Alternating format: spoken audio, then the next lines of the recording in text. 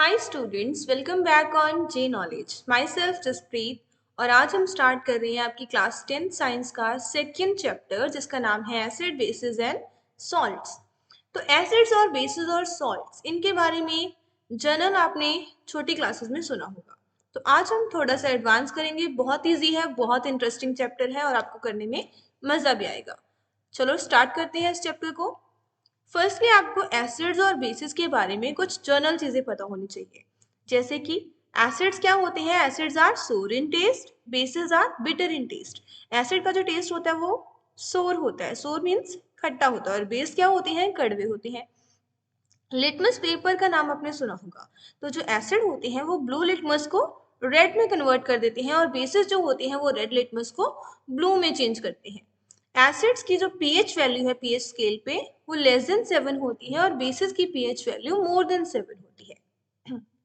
An acid is a substance which when dissolved in water ionized to give H plus ions. Acid वो substance है जिसे अगर हम water में dissolve करें तो वाटर में जाकर टूटकर ये हमें H plus ions देता है। And base is a substance which dissolve in water ionized to give OH minus ion. तो बेस जो होता है वो हमें सॉल्यूशन में जाके OH minus ion देता है। एसिड के कुछ एग्जांपल्स हैं, for example HCl, H2SO4, HNO3। Basis के कुछ एग्जांपल हैं NaOH, KOH, MgOH2, etc. Now let's move to the next slide.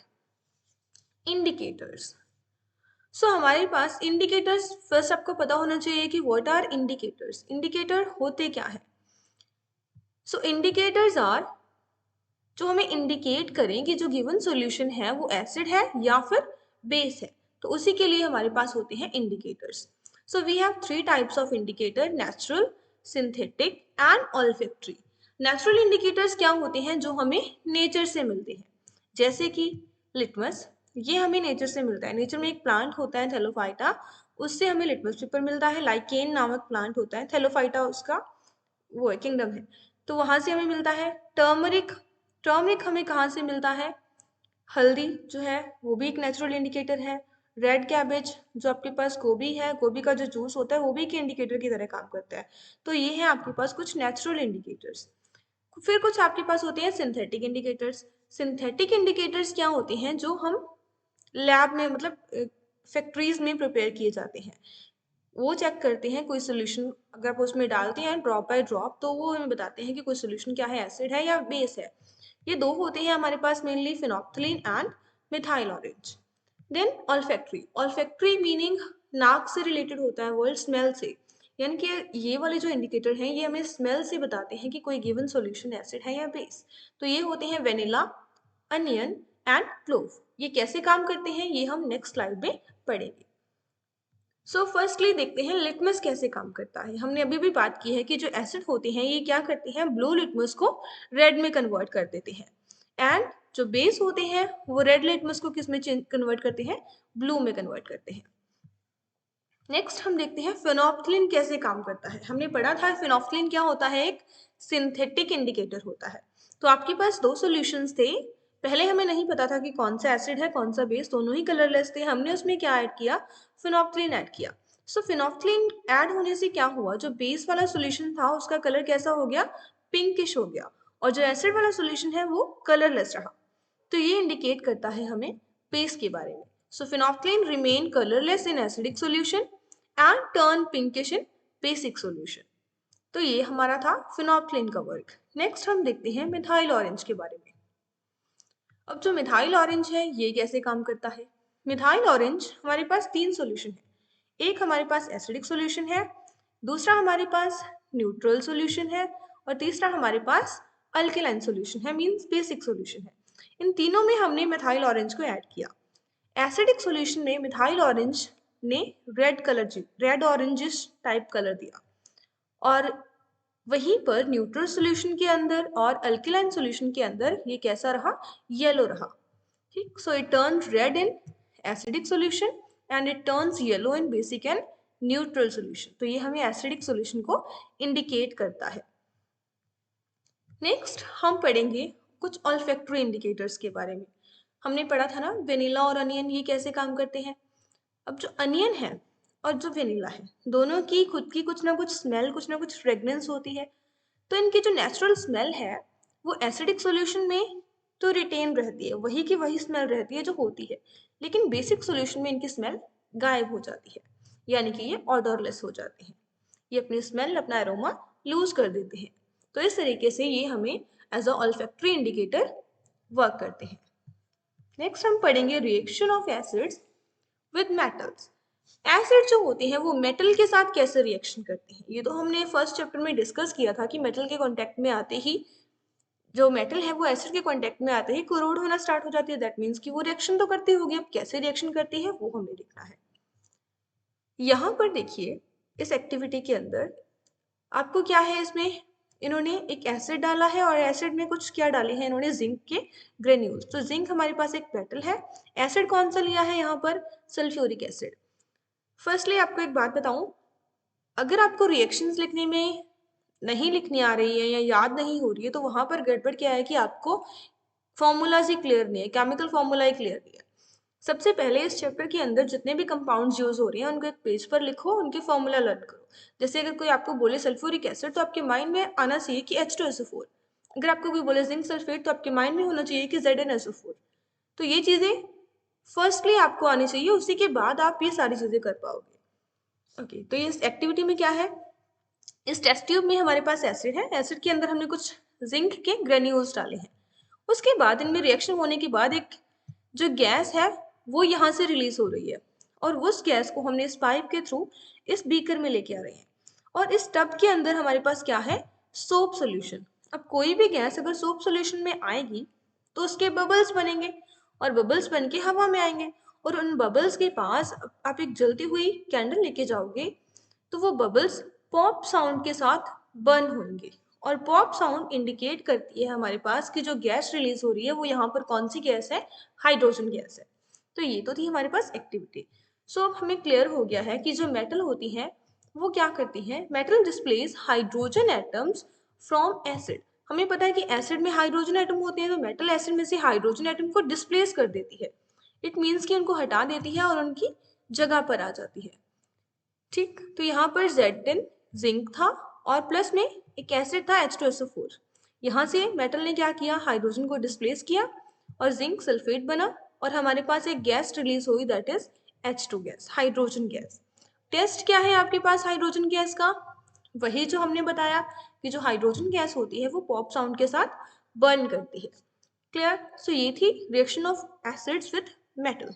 तो मेटल के साथ रिएक्शन करके एसिड क्या बनाते हैं, सॉल्ट बनाते हैं और साथ में हाइड्रोजन बनाते हैं। तो ये रिएक्शन आपको याद रखनी है। चलिए नेक्स्ट पर चलते हैं। नेक्स्ट क्या है, reaction of acids with metal carbonates and metal hydrogen carbonates. देखने में आपको रिएक्शन थोड़ी मुश्किल लग रही होगी, लेकिन मुश्किल नहीं है, बिल्कुल ईजी है। फर्स्टली तो आप समझो फॉर्मूलाज को। मेटल कार्बोनेट, अब मेटल कार्बोनेट मीन्स मेटल की जगह पर तो कोई मेटल होगी, यहाँ पर मेटल हमने क्या ली है, sodium. Sodium means Na। Carbonate word का मीनिंग होता है CO3। Carbonate is equals to CO3, ये आपको याद रख लेना है। तो जब मेटल कार्बोनेट की बात हो रही है तो CO3 पर 2- चार्ज होता है, इसीलिए हमने सोडियम पर 1+ चार्ज होता है। तो हमने सोडियम 2 लिए हैं एक CO3 के साथ, तो Na2CO3 ये आपके पास मेटल कार्बोनेट का फॉर्मूला है। साथ में हमने लिया है एसिड, क्योंकि हमने इनकी रिएक्शन ही किसके साथ करवानी है, एसिड के साथ। एसिड यहाँ पर कौन सा लिया है, हाइड्रोक्लोरिक एसिड HCl। दोनों की रिएक्शन हो रही है और क्या बन रहा है हमारे पास, सॉल्ट बन रहा है, वाटर बन रहा है, और एक गैस बन रही है that is carbon dioxide gas. Clear. चलो अब एक्टिविटी में देखते हैं। इस एक्टिविटी में क्या है, आपके पास एक टेस्ट ट्यूब है। इस टेस्ट ट्यूब के अंदर हमने क्या लिया है, एक एसिड, यहाँ पर हाइड्रोक्लोरिक एसिड, और उसमें हमने क्या ऐड किया है, सोडियम कार्बोनेट। सोडियम कार्बोनेट भी ऐड कर सकते हैं और बाइकार्बोनेट, दोनों हमने एक्सपेरिमेंट कर दी है। सोडियम कार्बोनेट ऐड किया एसिड के अंदर, दोनों में रिएक्शन होगी और यहाँ से हमें एक गैस मिल रही है, और उस गैस को हमने इस ट्यूब के थ्रू कलेक्ट किया है। और ये ट्यूब हमने एक और टेस्ट ट्यूब में डाली हुई है, और उस टेस्ट ट्यूब के अंदर हमारे पास क्या है, कैल्शियम हाइड्रोक्साइड का सॉल्यूशन है। कैल्शियम हाइड्रोक्साइड को हम लाइम वाटर बोलते हैं। उस लाइम वाटर में जाते ही जब ये कार्बन डाइऑक्साइड लाइम वाटर में ऐड करती है तो ये लाइम वाटर का कलर जो होता है वो मिल्की हो जाता है, मिल्कीनेस आ जाती है। तो ये मिल्कीनेस ही इंडिकेट कर रही है कि ये गैस क्या है, कार्बन डाइऑक्साइड गैस है। तो ये हमें कार्बन डाइऑक्साइड के एक टेस्ट के लिए भी यूज होती है। Clear? So metal carbonate means Na2CO3 plus HCl। हमें क्या मिल रहा है? NaCl that is salt, water मिल रहा है, प्लस में कार्बन डाइऑक्साइड मिल रही है। तो ये रिएक्शन आपको याद रहेगी। सेकेंड है हमारे पास मेटल हाइड्रोजन कार्बोनेट। नाम से ही आपको फॉर्मूला याद होना चाहिए। Metal that is sodium, hydrogen that is H and carbonate that is CO3। NaHCO3 metal hydrogen carbonate. साथ में हमने क्या लिया है? हाइड्रोक्लोरिक एसिड लिया है। बनेगा क्या? वो सेम चीज बनेगी, NaCl सॉल्ट बनेगा और साथ में क्या बनेंगी आपके पास? CO2 गैस बनेगी और वाटर बनेगा। Clear? So test for carbon dioxide. Test क्या है कार्बन डाइऑक्साइड का? On passing the carbon dioxide from lime water, it turns lime water milky। तो lime water को ये milky टर्न कर देगी। और आपसे क्वेश्चन पूछा जा सकता है कि जो lime water की मिल्कीनेस है वो किस वजह से होता है? ऐसा क्या बनता है जिसकी वजह से वो मिल्की हो जाता है? तो this milkiness due to the formation of calcium carbonate. इसका भी फॉर्मूला इजी है, कैल्शियम का सिंबल Ca और कार्बोनेट का CO3। So lime water reacts with CO2 and क्या बनता है यहाँ पर? CaCO3, जिसका कलर क्या होता है? व्हाइट होता है। कैल्शियम कार्बोनेट हमने फर्स्ट चैप्टर में भी डिस्कस किया था कि ये एग व्हाइट में होता है, मीन्स कि एग शेल में होता है, तो वो भी तो व्हाइट कलर की होती है, तो उसका कलर क्या होता है? मिल्की। क्लियर? सो ये दोनों ही रिएक्शन इजी थी, याद होगी होंगी आपके साथ के साथ। तो नेक्स्ट पर चलते हैं। नेक्स्ट क्या है? Reaction of acids with basis. Acid और बेसिस एक दूसरे के क्या होते हैं? दुश्मन होते हैं। दोनों ही अगर स्ट्रॉन्ग होंगे तो दोनों ही एक दूसरे को क्या कर देंगे? एक दूसरे की पावर्स को कैंसिल कर देते हैं और हमारे पास बनता है न्यूट्रल सॉल्ट और साथ में बनता है वाटर। और इसी रिएक्शन को हम क्या बोलते हैं? न्यूट्रलाइजेशन रिएक्शन बोलते हैं, क्योंकि न्यूट्रल सॉल्ट बनता है हमारे पास। So the reaction of acids and bases to give salt and water is called neutralisation reaction. हमने यहाँ पर बेस लिया है NaOH that is sodium hydroxide, acid लिया है हमने हाइड्रोक्लोरिक एसिड और हमारे पास क्या बन रहा है? एक सॉल्ट बन रहा है NaCl और साथ में क्या बन रहा है? वाटर बन रहा है। क्लियर? तो ये रिएक्शन बहुत इजी थी। नेक्स्ट देखते हैं reaction of metallic oxides with acids. Metal के जो ऑक्साइड्स होते हैं वो एसिड के साथ रिएक्शन करके क्या बनाते हैं? So metal oxide react with acid to give salt plus water. तो सॉल्ट बनता है, साथ में वाटर बनता है। मेटल ऑक्साइड कौन सा है? Copper oxide. इसका कलर क्या होता है आपके पास? ब्लैक होता है। और साथ में हमने क्या ऐड किया है? HCl ऐड किया है। तो आपके पास क्या बनेगा? Copper chloride. ये सॉल्ट बन रहा है, साथ में वाटर बन रहा है। और कॉपर क्लोराइड का कलर आपके पास क्या होता है? ब्लू कलर होता है। So blue green colour of solution due to the formation of salt that is copper chloride. इसी की वजह से सोल्यूशन का कलर क्या होता है? ब्लू ग्रीन होता है। सो नेक्स्ट रिएक्शन देखते हैं। रिएक्शंस तो थी आपकी यहां तक। नेक्स्ट आपके पास है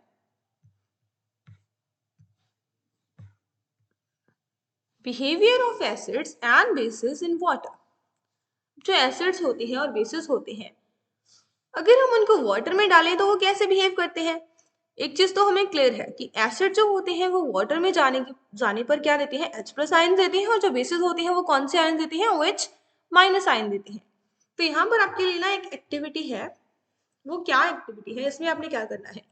ये सॉल्यूशन है। इस एक्टिविटी में आपको बोला गया कि आपको अलग अलग सॉल्यूशन लेने हैं। ग्लूकोज का सॉल्यूशन, अल्कोहल का सॉल्यूशन, HCl का और सल्फ्यूरिक एसिड का सॉल्यूशन लेना है। उस सॉल्यूशन में से आपको पास करनी है इलेक्ट्रिसिटी। ये हमने यहाँ पर बैटरी कनेक्ट की हुई है जिससे इलेक्ट्रिसिटी पास करेंगे हम। और उसके बाद आपको चेक करना है कि क्या ये बल्ब जो है वो ग्लो कर रहा है या नहीं, बल्ब जल रहा है या नहीं। तो अब क्या देखोगे? जब आपने इसमें HCl ऐड किया या फिर आपने इसमें सल्फ्यूरिक एसिड ऐड किया, उस सिचुएशन में तो ये बल्ब ग्लो करेगा। लेकिन जब आपने इन दोनों में से ग्लूकोज या अल्कोहल को ऐड किया तो ये बल्ब ग्लो नहीं करेगा। ऐसा क्यों? क्योंकि जो एसिड्स हैं वो तो वाटर में जाते ही डिसोशिएट हो जाते हैं H+ में और Cl- में। और जो बेस है, बेस भी ऐसा ही करेगा, वो भी डिसोशिएट हो जाता है। लेकिन यहाँ पर जो ग्लूकोज है और अल्कोहल है वो डिसोशिएट नहीं होते, आयंस की मूवमेंट नहीं होती, इसलिए इलेक्ट्रिसिटी कंडक्ट नहीं होती और बल्ब जो है वो ग्लो नहीं करता. You will see that bulbs start glowing in case of acid solution such as hydrochloric acid and sulfuric acid. These acids release H plus ions in solutions and hence due to the movement of ions they conduct electricity. और bulb जो होता है वो glow करता है यहाँ पर. और जो अल्कोहल है, ग्लूकोज है, उस केस में बल्ब ग्लो नहीं करता. क्यों नहीं करता? Because they don't ionise in aqueous solution. ये एक्वस सोल्यूशन में आयनाइज ही नहीं होते, आयंस ही नहीं देते. सो यहाँ तक आपको क्लियर होगा कि वाटर में क्या होता है. तो इसी वजह से जो एक्वस सोल्यूशन होते हैं एसिड और बेस के, वो इलेक्ट्रिसिटी को कंडक्ट कर सकते हैं. Next is reaction of acids and basis with water. हाँ, अब वाटर के साथ रिएक्शन ऐड करनी है, रिएक्शन करवानी है, तो हमें वाटर तो ऐड करना ही होगा, लेकिन यहाँ पर आपको रहना होगा केयरफुल. ऐसा क्यों? क्योंकि हमें हमेशा क्या करना है, एसिड को ऐड करना है वाटर में, ना कि आपको वाटर को एसिड में ऐड करना है. कभी भी गलती से अगर आपने ऐसा कर दिया तो फिर ब्लास्ट हो जाएगा. ठीक, क्योंकि ये इनकी जो रिएक्शन होती है ये हाईली एक्सोथर्मिक होती है, बहुत अमाउंट में हीट रिलीज होती है, जिस वजह से ये स्प्लैश आउट हो सकता है. सो एसिड्स तो हमने पढ़ा ही है, वाटर के साथ रिएक्शन करके क्या देते हैं, H प्लस आयंस.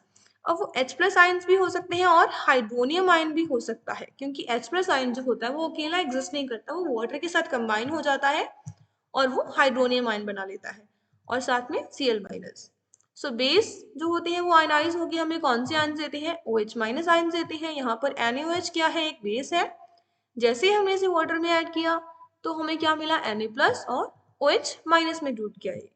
सो अब बेस, हाँ एक चीज और, हम जो अल्कली है, बेस को ही हम अल्कली बोलते हैं, लेकिन सारे बेस अल्कली नहीं होते. सिर्फ वही बेस जो वाटर में डिसॉल्व हो जाते हैं उन्हीं को हम क्या बोलते हैं, अल्कली बोलते हैं. क्लियर? सो ये हमने बता ही दिया आपको कि एक्सोथर्मिक होता है, तो आपको कभी भी ऐसा नहीं करना है कि आप वाटर को ही एसिड में डाल दो. Clear? So move on the next slide. यहां पर आपके पास क्या है, पीएच स्केल आप देख रहे हो. सो मैम ये पीएच स्केल क्यों होता है, किस लिए होता है?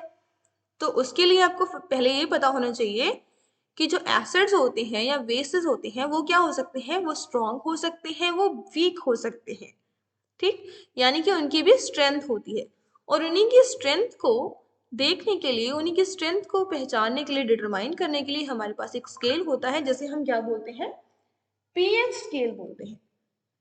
पीएच स्केल के बारे में बता दूं आपको, यहाँ पर 0 से लेकर 14 तक क्या होती है आपके पास, नंबरिंग होती है, अलग अलग इनके कलर्स होते हैं.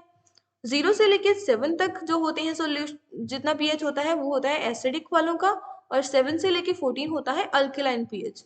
और जो 7 वाला होता है वो होता है न्यूट्रल, ना तो वो एसिडिक होता है ना ही वो बेसिक होता है. So acids and base can be strong and weak on the basis of concentration of H plus and OH minus ions. ऐसे एसिड्स जिनको अगर हम वाटर में डिसॉल्व करें और वाटर में डिसॉल्व होते हैं वो ज्यादा अमाउंट में ज्यादा H प्लस आयन दे रहे हैं, तो वो तो होंगे स्ट्रॉन्ग एसिड्स.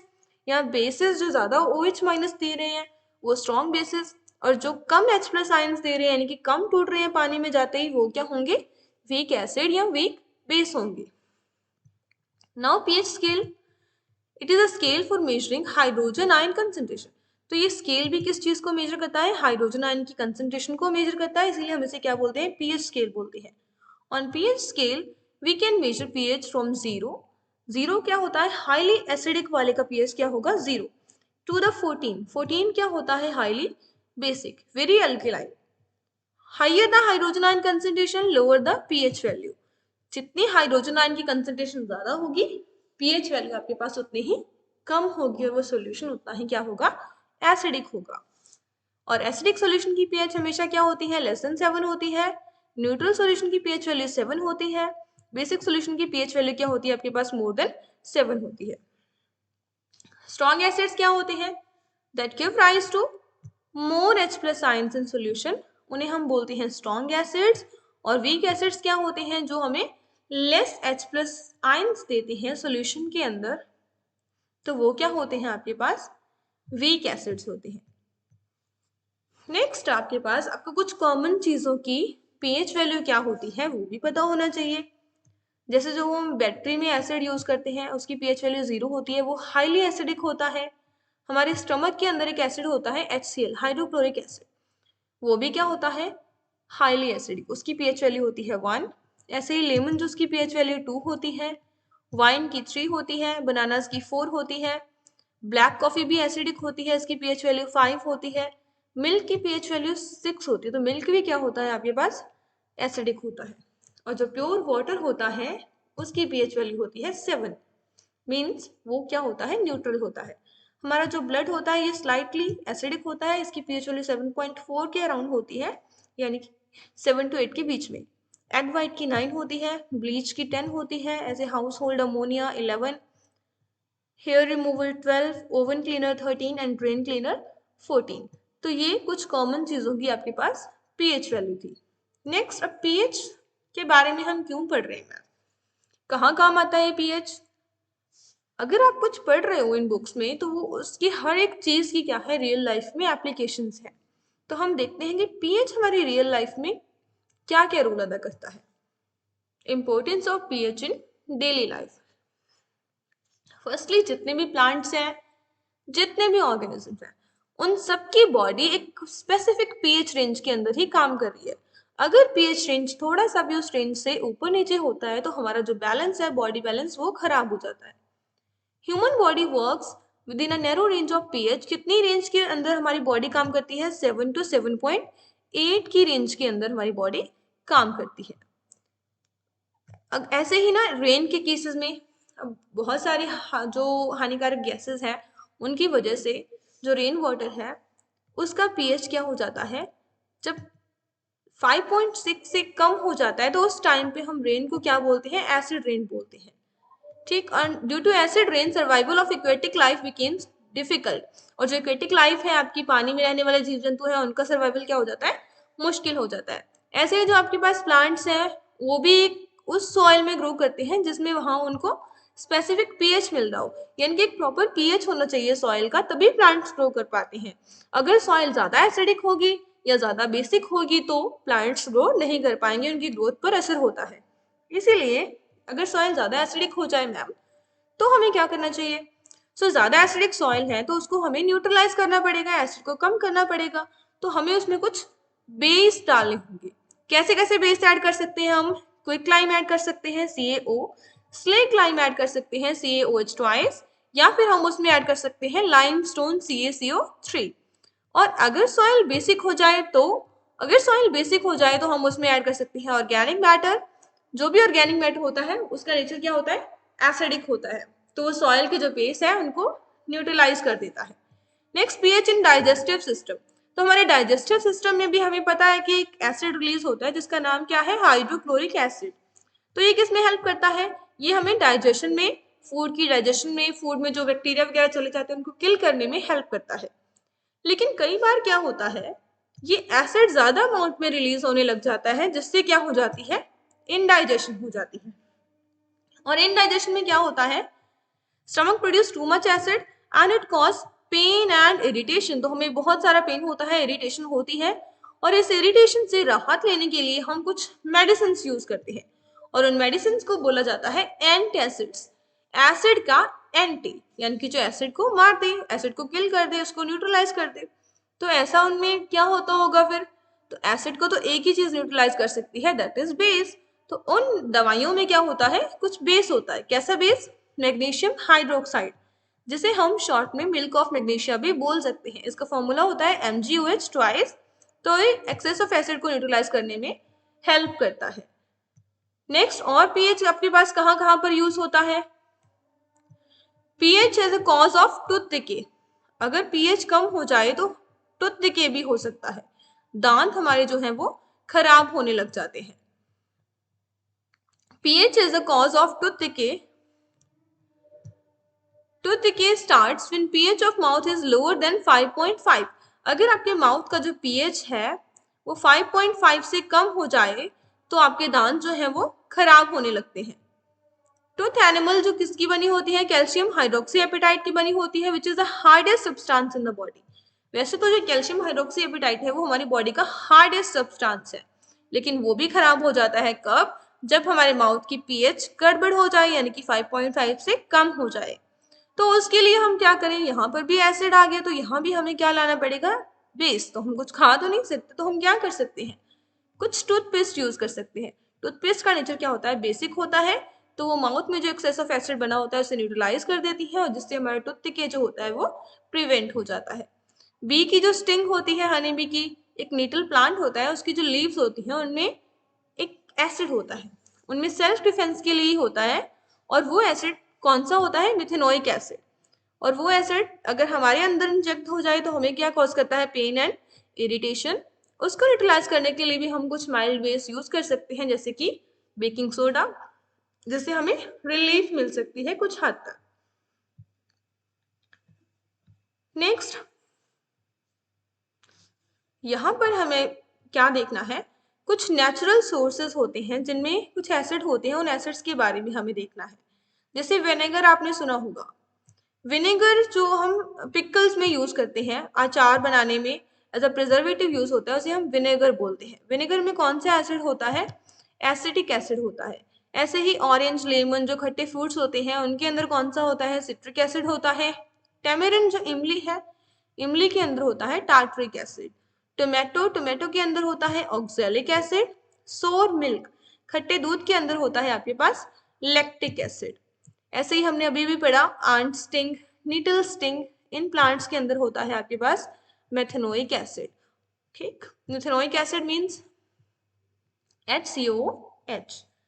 तो ये कुछ कॉमन आपके पास थे एसिड्स। अगला हमें पढ़ना है सॉल्ट्स के बारे में। सॉल्ट्स, आपने सिर्फ एक ही सॉल्ट का नाम सुना होगा, नमक, जो हम खाने वाला खाते हैं। तो उस नमक का फॉर्मूला क्या होता है, NaCl, सोडियम क्लोराइड। तो जो सॉल्ट्स होते हैं, अगर आपसे कोई पूछे कि सॉल्ट्स कैसे होते हैं, एसिडिक बेसिस या न्यूट्रल, तो आप क्या बताओगे, सॉल्ट्स कैसे भी हो सकते हैं। Salts can be acidic, salts can be basic और सॉल्ट्स कैन बी न्यूट्रल। तो ये कैसे होता है ma'am, salts are formed from the, हमें पता है कि सॉल्ट्स कैसे बनते हैं, किसकी रिएक्शन से बनते हैं, एसिड और मेटल की रिएक्शन से बनते हैं, या फिर एसिड और बेस की रिएक्शन से बनते हैं। ठीक, सो सॉल्ट्स जनरली हमें पता है कि एसिड और बेस आपस में रिएक्शन करती हैं तो सॉल्ट और वाटर बनता है, तो यहाँ पर बेस आएगा। तो एसिडिक सॉल्ट कब बनते हैं, जब हमारे पास एसिड तो स्ट्रांग हो लेकिन उसके साथ जो रिएक्शन कर रहा है वो बेस क्या हो, वीक हो। स्ट्रांग एसिड था तो स्ट्रांग का ही इंपैक्ट आएगा, तो जो सॉल्ट बनेगा वो कैसा बनेगा, एसिडिक सॉल्ट बनेगा। यहाँ पर अमोनिया आपके पास वीक बेस है, HCl आपके पास स्ट्रॉन्ग एसिड है, और जो सॉल्ट बन रहा है that is NH4Cl, ammonium salt. तो ये भी क्या है आपके पास, एसिडिक सॉल्ट बनेगा। न्यूट्रल सॉल्ट कब बनेंगे, जब या तो दोनों ही स्ट्रॉन्ग एसिड और स्ट्रॉन्ग बेस हो, या दोनों ही क्या हो, वीक हो। उस केस में हमारे पास जो सॉल्ट बनेंगे वो क्या होंगे, न्यूट्रल होंगे। उनकी pH वैल्यू क्या होगी, 7 होगी। तो NaOH आपके पास स्ट्रॉन्ग बेस है, HCl आपके पास स्ट्रॉन्ग एसिड है, और NaCl जो नमक हम खाने में यूज करते हैं वो आपके पास कौन सा नमक होगा, न्यूट्रल सॉल्ट होगा। देन बेसिक सॉल्ट कैसे बनेंगे, अब आपको क्या लेना है, स्ट्रॉन्ग बेस, क्योंकि हमें बेसिक सॉल्ट बनाना है, और एसिड को क्या लेना है, वीक एसिड। तो उस केस में हमारे पास जो सॉल्ट बनेगा वो कैसा बनेगा, बेसिक सॉल्ट बनेगा। यहाँ पर वीक एसिड कौन सा है, CH3COH एसिटिक एसिड। साथ में हमने क्या लिया है, NaOH that is strong base, और हमारे पास बनेगा क्या, CH3CONa, ये क्या है, एक बेसिक सॉल्ट है। क्लियर। अब सॉल्ट्स की बात हम क्यों कर रहे हैं, क्यों हमने कॉमन सॉल्ट के बारे में पढ़ा, because common salt use as a raw material for various materials of daily use. हम डेली यूज में बहुत सारे मटेरियल्स यूज करते हैं जिनकी प्रिपरेशन में क्या यूज होता है, कॉमन सॉल्ट यूज होता है। जैसे कि सोडियम हाइड्रोक्साइड की प्रिपरेशन में, बेकिंग सोडा की प्रिपरेशन में, वॉशिंग सोडा की प्रिपरेशन में, ब्लीचिंग पाउडर की प्रिपरेशन में। और जो कॉमन सॉल्ट है, कई बार आपके माइंड में सवाल होगा कि कहाँ से मिलता है, बन तो जाता है रिएक्शन से, लेकिन हम जो खाते हैं वो रिएक्शन से थोड़ी ना बनता होगा, वो कहाँ से मिलता है हमें, तो वो हमें कहाँ से मिलता है, सी वाटर। सी वाटर में बहुत सारा नमक होता है, उस वाटर को लेते हैं, उन्हें क्यारियों में डालते हैं, वहां पर धूप की प्रेजेंस में रख देते हैं, तो वाटर जो होता है वो एवापोरेशन के थ्रू वहां से इवेपोरेट हो जाता है और नमक जो होता है वहां पर बच जाता है। तो सी वाटर से हम नमक को अलग करते हैं।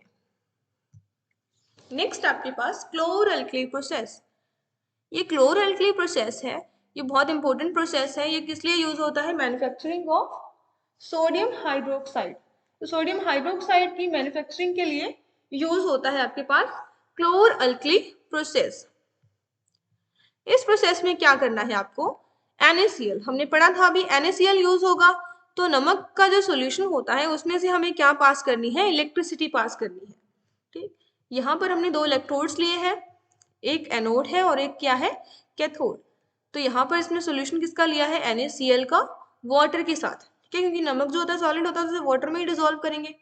तो यहाँ पर हमारे पास 4 प्रकार के आयन्स होंगे, H+, OH- जो वाटर से मिले हैं, Na+Cl- जो हमें नमक से मिले हैं। तो जैसे ही हम इलेक्ट्रिसिटी पास करते हैं तो क्या होता है? इन इलेक्ट्रोड्स में से जो इलेक्ट्रॉन्स होते हैं वो इलेक्ट्रॉन होते हैं यहाँ पर। तो OH- और Cl- में से जो Cl होता है वो इलेक्ट्रॉन लेके क्या बना लेता है? यहाँ पर Cl2 गैस बना लेता है। और इस साइड जो Na+ होता है, H+ होता है, उसमें से H+ की जो एफिनिटी होती है इलेक्ट्रॉन लेने की वो ज्यादा होती है और वो इलेक्ट्रॉन लेके यहाँ पर क्या, कौन सी गैस बना लेता है? H2 गैस बनाकर यहाँ से निकल जाता है। तो अब सॉल्यूशन में क्या क्या बचा? यहाँ से क्या बचा? OH- आयन बचा और इधर से क्या बचा? Na+ आयन बचा। तो ये आपस में कंबाइन होकर क्या बना लेते हैं? NaOH बना लेते हैं और यही हमें प्रिपेयर करना था और इस NaOH को हम यहाँ से रिमूव कर लेते हैं। सो अब यहाँ पर किस किस की रिएक्शन हुई है? सोडियम क्लोराइड की, NaCl नमक की, वाटर के साथ इलेक्ट्रिसिटी पास करने पर ही हुआ। तो वहां पर बना क्या? NaOH बना, Cl2 बना और साथ में H2 बना। जो क्लोरीन गैस है वो कहाँ पर रिलीज होती है? Chlorine at anode, and hydrogen gas कहाँ पर रिलीज हो रही है हमारे पास? At cathode. अब इस रिएक्शन को, ये प्रोसेस इतना यूजफुल क्यों है और इतना इंपॉर्टेंट क्यों है? क्योंकि यहाँ पर हमें तीन प्रोडक्ट्स मिल रहे हैं, NaOH, H2 एंड Cl2, और इन सभी के बहुत सारे यूजेस होते हैं आगे। जैसे जो Cl2 हमें मिलती है क्लोरीन गैस, इसे हम वाटर की ट्रीटमेंट में, यानी कि ये वाटर के अंदर बैक्टीरिया को किल करने में यूज होती है, स्विमिंग पूल्स में, डिसइंफेक्टेंट बनाने में, क्लोरोफ्लोरोकार्बन्स बनाने में यहाँ पर यूज होती है। हाइड्रोजन जो होती है वो एज अ फ्यूल यूज कर सकते हैं। अमोनिया फर्टिलाइजर को बनाने में हम हाइड्रोजन का यूज कर सकते हैं। ऐसे ही जो NaOH है ये डीग्रीसिंग मटेरियल, सोप्स बनाने में, डिटर्जेंट बनाने में, पेपर मेकिंग, आर्टिफिशियल फाइबर बनाने में यहाँ पर यूज होता है। इसीलिए ये प्रोसेस क्या है आपके लिए? इंपॉर्टेंट है, आपके एग्जाम पॉइंट ऑफ व्यू से भी और ऐसे भी इंपॉर्टेंट है। So when electricity is passed through the aqueous solution of sodium chloride, NaCl का जो सोल्यूशन होता है उसे हम ब्राइन भी बोलते हैं। तो ये क्या होता है यहाँ पर? ये decompose to give sodium hydroxide. तो NaCl टूट के हमें क्या देता है? NaOH देता है। इस प्रोसेस को हमने क्लोर अल्कली का नाम क्यों दिया? Chlor meaning chlorine gas, chlorine gas बन रही है तो इसे हम क्या बोलेंगे? क्लोर। और अल्कली क्यों बोला? क्योंकि सोडियम हाइड्रोक्साइड बेस है तो उसके लिए हमने इसको बोला अल्कली, तो उसका नाम हो गया क्लोर अल्कली प्रोसेस। तो NaCl plus water electricity pass करेंगे तो क्या बनेगा? NaOH बनेगा, Cl2 बनेगी और H2 बनेगा। सो क्लोरीन गैस कहाँ पर होती है? एनोड पे, hydrogen gas at cathode, and NaOH हमें कैथोड के पास से कलेक्ट कर लेना होता है। Next is bleaching powder. Bleaching powder, bleaching powder का नाम सबने सुना होगा। तो ये ब्लीचिंग मेनली यूज होता है किसी भी कलर को डीकलराइज करने के लिए। तो इसका केमिकल फॉर्मूला क्या है आपके पास? CaOCl ट्वाइस, कैल्शियम ऑक्सीक्लोराइड इसका केमिकल नेम होता है। फॉर्मेशन कैसे करते हैं? तो हमने पढ़ा ही था कि इसकी फॉर्मेशन हम कैसे करेंगे? जो क्लोरीन गैस निकल रही थी क्लोरोअल्किल प्रोसेस में, उसी गैस का हम यूज करेंगे। सो bleaching powder is produced by the action of chlorine gas on dry slag lime.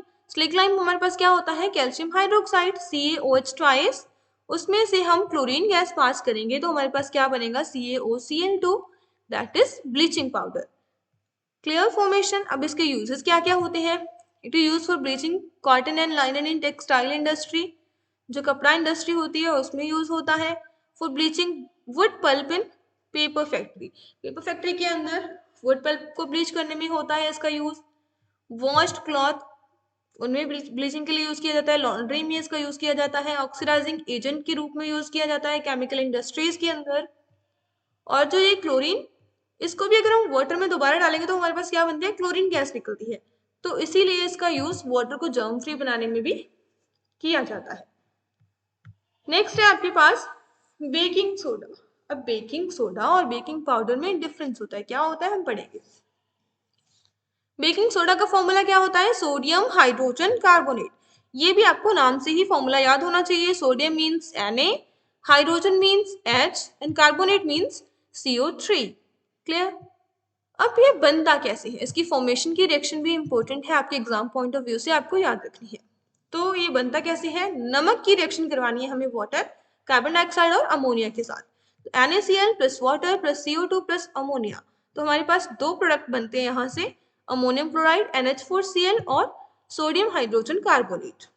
ठीक, तो अब ये तो है बेकिंग सोडा। बेकिंग पाउडर बनाने के लिए हम क्या करेंगे, बेकिंग सोडा में एक एसिड ऐड करते हैं, edible acid, that is tartaric acid.